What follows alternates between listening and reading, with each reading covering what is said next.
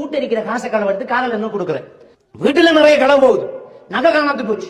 இப்படி இப்படி இப்படி இப்படி இப்படி இப்படி போய் போய் கடைசியில இவர் வெளியில பெரிய கடை, இவர் என்ன செய்யறாரு என்றால் கடை காசை கொண்டாந்து விட்டுக்க வைக்க.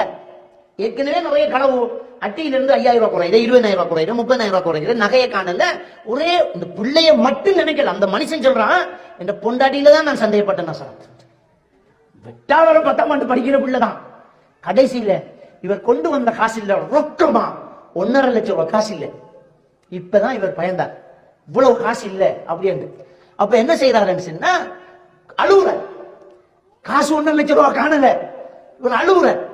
ஒரே ஒரு பொம்பளை பிள்ளை, மற்ற சின்ன பிள்ளை, பொண்டாட்டி, இவங்களும் நடிச்சாம எழும்பி தஹஜ்ஜத்துக்கு எழும்பி அழுது போட்டு எல்லாரும் தொழுங்க துவா கேளுங்க, இந்த கண்ணனை கள்ளனை காட்ட சொல்லின்னு இந்த பாப்பா அழுத அழுகையில இவள மனம் இறங்கி ஓடி போய் பாப்பாட கையை பிடிச்சிட்டு கழுத்தை கட்டி பிடிச்சிட்டு, பாப்பா நான் தான் எடுத்தேன் ஒத்துக்கிட்டான்.